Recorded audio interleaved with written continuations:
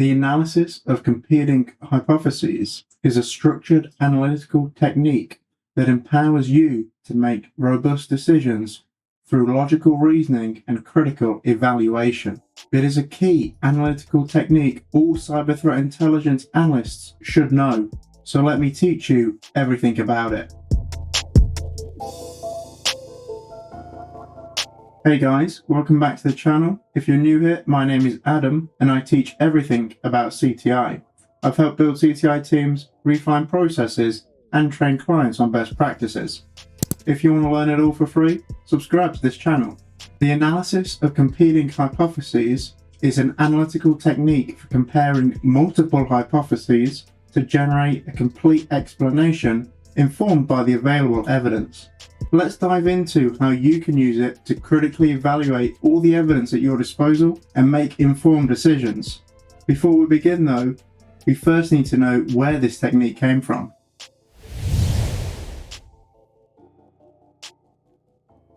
The analysis of competing hypotheses allows you to identify all possible hypotheses or explanations for a thing, collect evidence that supports or refutes these hypotheses, and then identify the hypothesis that makes the most sense or is the most valid.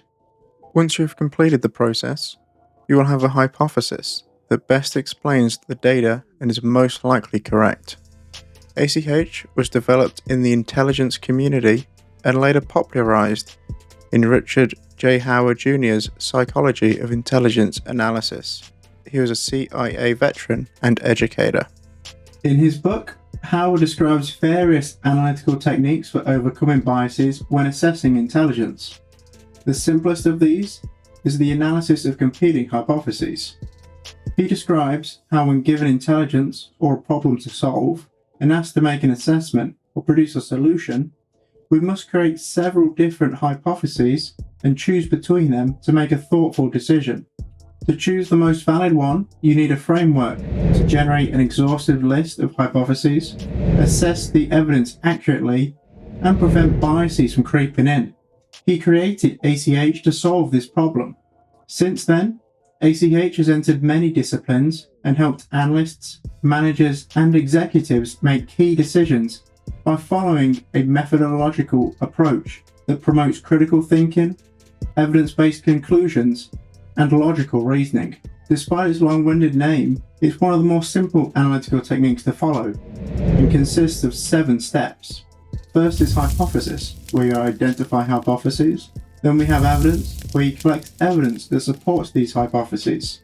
Next up is comparison, where you create a matrix to compare the evidence to determine the most plausible hypothesis. Then step 4 is all about refinement. You refine the matrix by removing invalid evidence or hypotheses. Next up, you prioritize hypotheses based on their relative likelihood. Then, you have dependencies. You must determine which hypotheses are most sensitive to evidence being wrong. Then finally, you can create a report. You report on the most likely hypothesis to decision makers and why you came to this conclusion. This will allow them to assess the best course of action to take.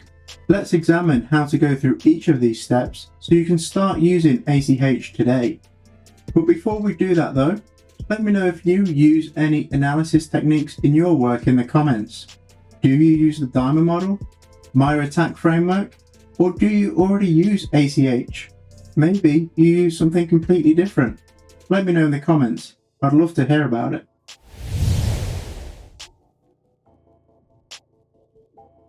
ACH is a structured analytical technique consisting of 7 steps. These 7 steps allow you to systematically evaluate and compare multiple hypotheses for a given set of evidence or observations. The 7 steps are not designed to offer prescriptive advice that leads you to the right decision.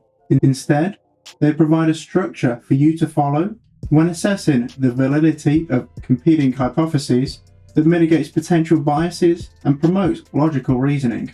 The first step is to identify as many possible hypotheses that explain a situation based on the available evidence. These hypotheses should be mutually exclusive and cover all possible explanations for the given evidence, no matter how far-fetched they may seem at the time.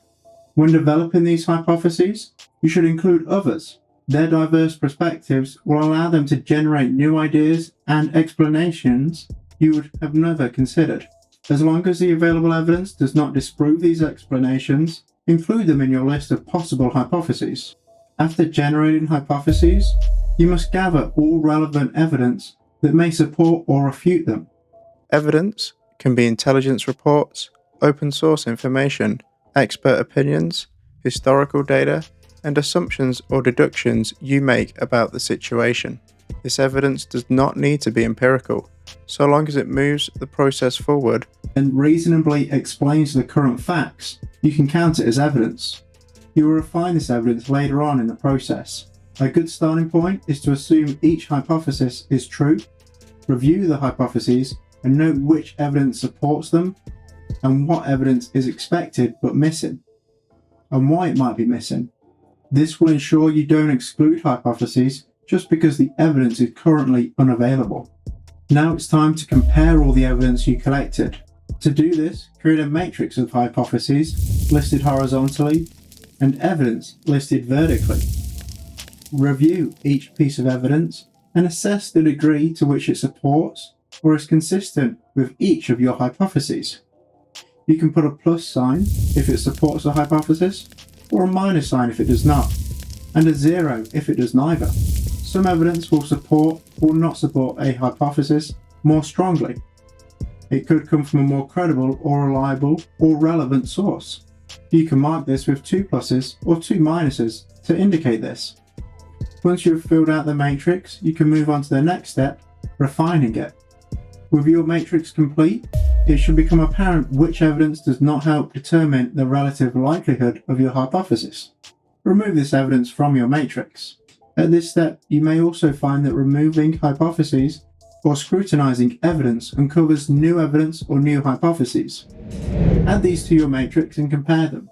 Make sure to document any evidence or hypothesis added or removed so you can include them in your assessment and the reasoning behind your decision. You can move on to the next step when you have a list of possible hypotheses backed by at least one piece of evidence. At step 5, you can review the relative likelihood of your hypothesis based on your collected evidence. Start by evaluating each hypothesis vertically and assess the evidence that either supports it or does not, your plus and minus symbols. It's good practice to start with the evidence that reduces the likelihood of certain hypotheses. Prioritize your list based on this evidence, and then examine supporting evidence. The reject first approach, which focuses on disproving evidence first, will help you manage confirmation bias. It will force you to assess the totality of your evidence rather than just the evidence that supports your favorite hypothesis. Once you've prioritized your hypotheses from most likely to least likely, you can move on to assessing how dependent your leading hypotheses are on certain pieces of key evidence. You can ask questions like, does my leading hypothesis depend on one or fewer pieces of evidence? Do I have a high, moderate, or low confidence that a key piece of evidence is accurate? Could my evidence change over time? And how will this affect my hypotheses? Am I making assumptions about evidence that may need to be reconsidered? You should write down your assumptions about the evidence you've gathered. Note the key pieces of evidence that led you to prioritize a certain hypothesis, and describe how new evidence may affect your leading hypotheses. Including your assumptions and evidential dependencies is crucial for decision makers to understand the reasoning behind your conclusions. They then can adjust their decision if new evidence emerges. Finally comes the reporting stage. You must write your conclusions in a coherent and succinct report, explaining how you came to the hypothesis you did. There are several key components you should include in your report. First, we have your leading hypothesis. You should always start the report with your leading hypothesis. It is what the person reading your report is most interested in. Then we have estimative language. This qualifies your leading hypothesis with language that describes your confidence in your assessment based on the number of possibilities assessed and evidence supporting it. Then we have key evidence. You must support your assessment with the key pieces of evidence that led to your conclusions. Focus on the evidence instrumental in your decision and, if changed, would likely force you to reconsider your assessment. Finally, we have hypotheses considered. Briefly describe the other hypotheses you considered and your reasoning for not prioritizing them. This will help the reader understand why you reached your conclusions.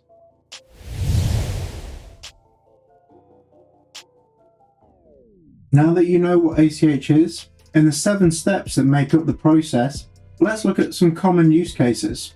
One common use case is intelligence analysis. ACH is predominantly used to evaluate competing hypotheses regarding security threats based on collected evidence. It helps CTI analysts evaluate each hypothesis and provide an assessment based on the most plausible one, so that a key stakeholder can make a decision on the best course of action to take. ACH can also be used in security research. Researchers can use ACH to structure their experiments and assess the validity of their hypotheses by using the empirical evidence generated. This technique provides a framework for testing hypotheses, analyzing evidence, and drawing conclusions. ACH can also be used when making key decisions. ACH does not need to focus solely on CTI. It can be integrated into any team's decision-making process where there are uncertainties or disagreements about root cause problems or outcomes. The technique allows you to consider multiple perspectives and base your decision on available evidence. The technique also has some limitations. Understanding these limitations will allow you to recognize when to use this analytical technique and when to choose another. Let's explore some of these limitations. First, it can be challenging to weigh evidence. Assessing whether one piece of evidence is more valuable, reliable, or important than another can be difficult. This can lead to uncertainty and biased conclusions. ACH tries to counter these by focusing on the number of supporting pieces of evidence, but this can lead to over-reliance on quantitative metrics. Also, ACH assumes all hypotheses are mutually exclusive, with only one being true. In reality, multiple hypotheses may be true and connected by an unforeseen hypothesis. This makes analysis and interpretation challenging. Just think about causation versus correlation. ACH can be a resource-intensive process that requires an analyst to dedicate a large amount of time to identifying all possible hypotheses, gathering all the available evidence, and then rigorously assessing the credibility of this evidence. This can lead to delays in the threat intelligence lifecycle that slow down your team. It's also important to remember that the analysis is at a fixed point in time. You identify all the relevant hypotheses at a certain point in time, collect available evidence, and then assess the most likely hypothesis. However, evidence changes over time, affecting your hypothesis validity and overall conclusion. Many of these limitations arise from the assumption that ACH needs to be completed all at once and is unchanging. Instead, I recommend using ACH on an ongoing process that a CTI team performs whenever new evidence or competing hypotheses emerge. As your evidence changes, your team can factor into their analysis and report its effects on previous conclusions. You should always consider your analytical conclusions tentative and present the evidence on which they are based to decision makers. This makes it clear how you came to the conclusions you did, leaves room for new conclusions if evidence changes, and lets you qualify your assessments with estimative language.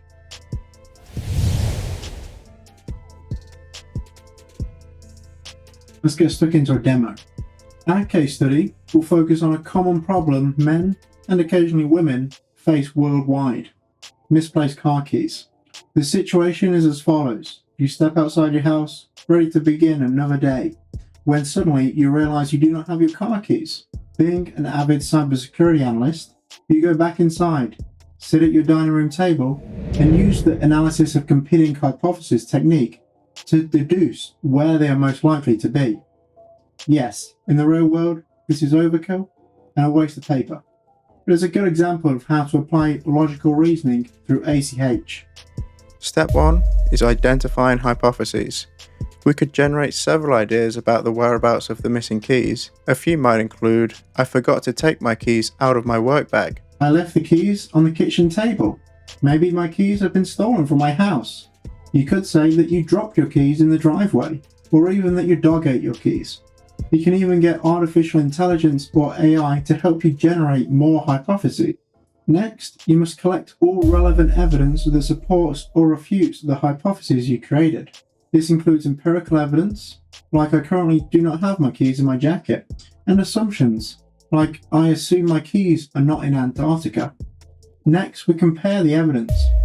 With your hypotheses generated and evidence collected, you can create a matrix listing hypotheses horizontally and evidence vertically.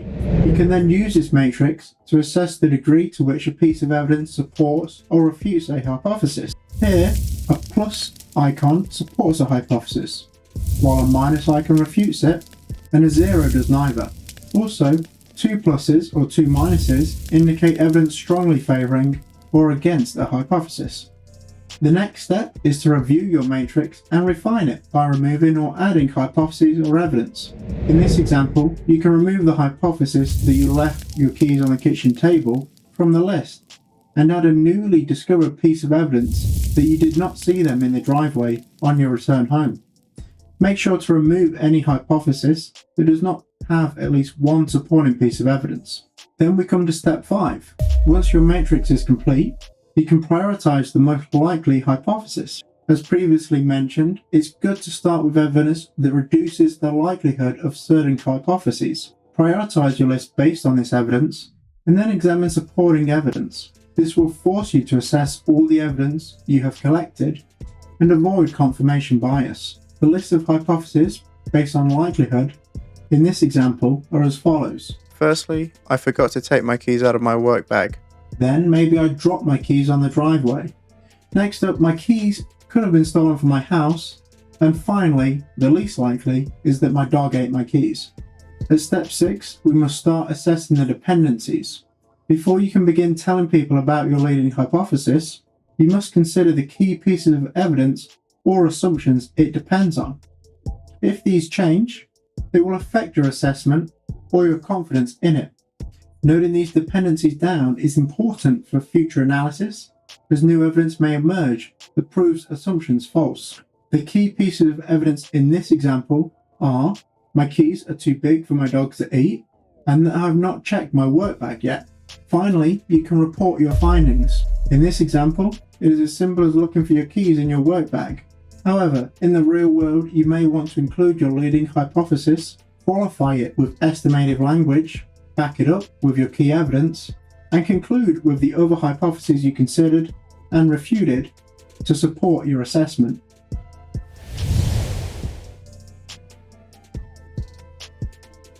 The Analysis of Competing Hypotheses, ACH, is a structured analytical technique for identifying, comparing, and assessing the most likely explanation for a set of evidence or events.